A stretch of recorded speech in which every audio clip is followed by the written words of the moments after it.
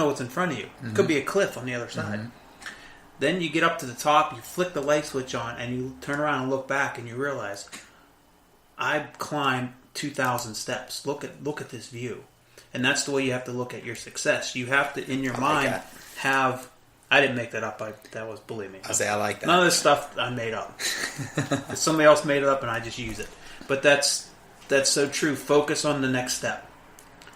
In your head, you have to have those dreams of grandeur, and kind of you have to kind of realize what it's going to look like when you get to the 2,000th step. 2,000th.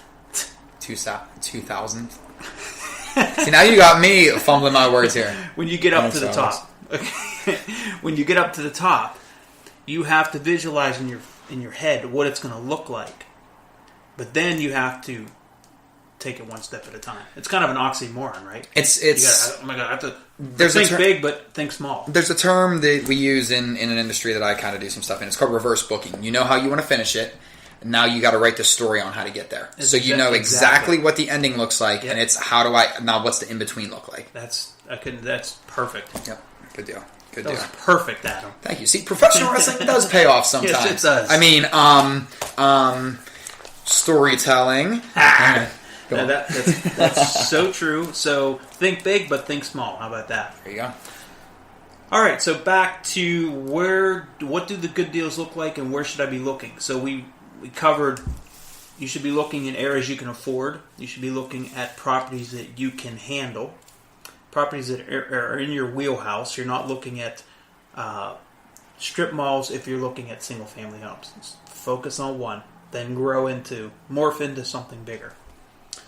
All right, what else can we cover? What other areas should you be looking, and what should those investments look like? Like, say, if somebody's just getting into it, is there anything that because we all go in with again, not necessarily delusions of grandeur, but confidence, bright-eyed, bushy-tailed. We're going to take on the world, and we're going to become a millionaire out of this.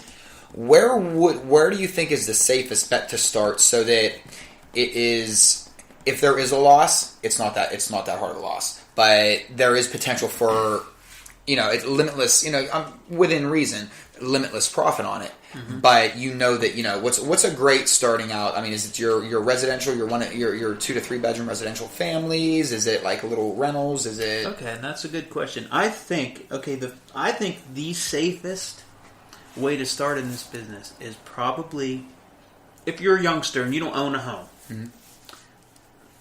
And again, there's another factor. So it depends on what does that investment look like. How old are you? There you go. If you're 70 years old and you want to get into this business, which is not a bad thing, but your return on investment has to happen quickly.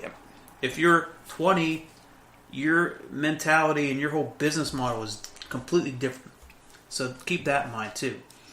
But the safest way for someone who doesn't own a home, in my opinion, is to buy a duplex, live in half, because you can buy a duplex and use an FHA loan with the seller paying a lot of your closing costs and so on and so forth, and you can get into a nice $150,000 duplex for probably $7,000 or $8,000 total down, right? Everything. Okay. You live in half, and you get to learn what it's like to be a landlord, over time. Gotcha. That's the simplest, easiest, least amount of risk when buying and want to get started.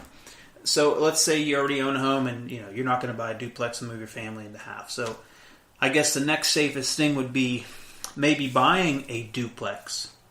You're not going to live in half, but buy a duplex or a 3-unit per se, or maybe even a 4-unit that's not far from your home, that you can keep an eye on, that is in a decent area. So you're going to pay up. You're going to pay up for something in a decent area. That's just the way it is.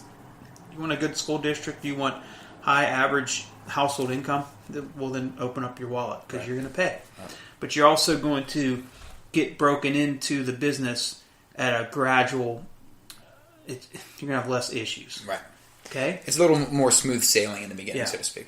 And I like the small multifamilies because you realize when you buy a single family, and this is your only investment, when that single family is vacant, you're 100% vacant, right? Right? So if you buy a duplex or 3-unit and 1 unit's vacant, obviously only part of your portfolio is vacant. You're still bringing in income. The reason I wouldn't jump into large multifamily is because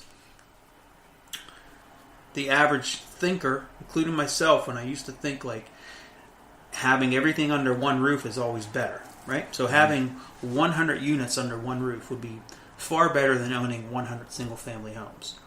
And there's huge advantages into that theory, huge advantages. But there are also huge pitfalls, okay? Because you get roaches in one unit, and you might have roaches in 100 units. You get one crack dealer in one unit, and he's disrupting the whole building. Right. You know, right. You get. There's just so many. One noisy tenant causes. Those are just a few of the issues you have with large multifamily that you don't have with a single family or duplex as much. Okay. So again, you have to. That makes sense. To know the nuances behind each and every. It's just like a neighborhood. It only takes one to either make that neighborhood better or make that neighborhood go the other way. You know. So I mean, we pretty much covered it, I guess, because you're bound by your budget. Mm-hmm. You're bound by geographically where you want to buy. I would suggest buying something close to home so you can keep an eye on it. Mm-hmm. You're bound by your knowledge in the business. Okay. And I mean, that's probably the three basics, right?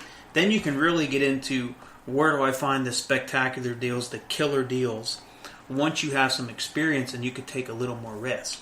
Right. But in the meantime, you can grow your portfolio to a significant size just by following those three main points, and then you grow it from there. And slow and steady definitely wins the race with something like this. I mean, that's, guys, we keep preaching patience and patience and patience, and not saying, again, don't be aggressive. Make the snap decisions every once in a while. Make sure you're not going to lose too much money if there is that chance. But patience is absolutely a virtue in this business. Amen. All right, so let's see. Guys and gals, I hope we helped you out. It's been a wonderful 22 minutes we're at right now, Alex. Whoa. 22 minutes. 22 minutes. How could anybody listen to me talk for 22 minutes? I could listen to you talk for hours. You are a wealth You're so of knowledge. Sweet. Well, I try to be. Guys, listen, here's what we want you to do. We hope you enjoyed this free informational broadcast we had here. Make sure you're checking out the Deacon himself, Alex Deacon. He is the Deacon of Real Estate. Make sure you're checking out all of our agents and our website at dhrea.com. The Deacon Hoover Real Estate Advisors. Follow us on Twitter at Deacon Hoover. Find us on Facebook, Deacon Hoover Real Estate Advisors. I'm trying to think of where else they need to find us, Alex. Where do they need to find us? All over your podcast. You can find us at 552 Washington Avenue, Carnegie, PA 15106. Look at that. That's our office. There's the office right there. So send your love mail. Send Christmas gifts. Christmas is right around the corner. Or money. Money's good. Money's good too. Certified check or money order. I like chocolate. Actually, my wife doesn't. I'll just give them to her. But guys, listen. We appreciate you taking your time out. We hope you learned something today. We hope you got some great tips.